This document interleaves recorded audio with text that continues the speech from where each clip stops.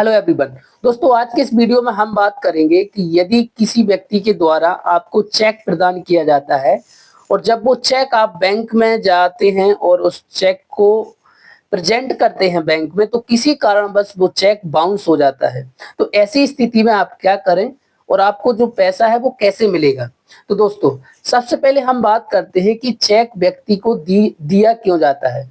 तो basically check जो है व्यक्ति को, यदि उस व्यक्ति के ऊपर कोई लायबिलिटी है, उसको कोई पैसा देना है, तो उसके बदले जो है व्यक्ति आपको एक चेक देता है कि ये चेक है, इस इतने इतनी उसमें अमाउंट लिखा होता है कि इतना अमाउंट इस व्यक्ति को जो है प्रदान किया जाए।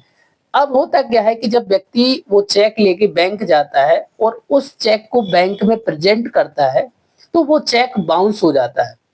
जब चेक बाउंस हो जाता है तो चेक बाउंस क्यों हुआ है, इसका एक रीजन होता है, जो कि आपको चेक बाउंस जब होता है तो बैंक मैनेजर के द्वारा आपको एक रिटर्न मेमो दी जाती है, जिसमें लिखा होता है कि ये चेक जो है बाउंस क्यों हुआ है। अधिकतम चेक बाउंस इसलिए हो जाता है क्योंकि उसमें जो इनसफिशिएंट फंड है, लाइक उसमें उतने पैसे ही नहीं है जितने का आपने चेक बैंक में प्रेजेंट किया है। दूसरा कारण हो सकता है कि जो उस व्यक्ति ने जो साइन किए हैं वो साइन मैच नहीं हो रहे हैं। तो ऐसे 2 या 3 कारण जो है हो सकते हैं जिससे कि आपका चेक जो है बाउंस हो गया।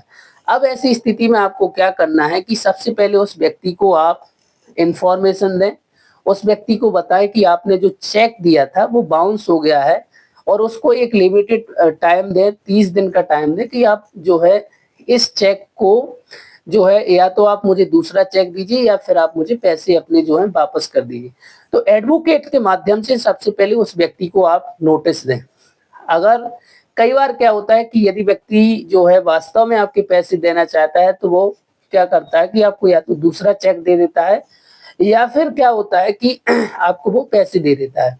लेकिन ऐसी स्थिति नहीं होती है, आपको पैसे नहीं मिलते हैं, तो आपने जिस एडवोकेट के माध्यम से नोटिस उस व्यक्ति को दिया था, आप एडवोकेट से बोले कि आप जो है इसका केस जो है कंप्लेंट फाइल करें, जो कि नेगोशिएबल इंस्ट्रूमेंट एक्ट में जो है कंप्लेंट फाइल होती है अंडर सेक्शन 138।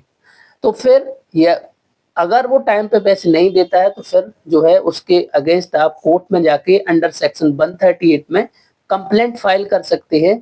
फिर उससे क्या होगा कि वो केस जो है बैंक में चलने लगेगा। उसके लिए कंप्लेंट के लिए आपको प्रॉपर एक कंप्लेंट बनानी पड़ेगी, जो आपका ओरिजिनल चेक है उसकी कॉपी आपको लगानी पड़ेगी। इसके साथ साथ जो रिटर्न मेमो है उसको भी आपको लगाना पड़ेगा, और आपने जो नोटिस दिया है नोटिस की कॉपी, और इसके साथ साथ जो नोटिस उस व्यक्ति को दिया है तो उसकी रिसीविंग जो होगी वो उसकी कॉपी भी आपको जो है लगानी पड़ेगी।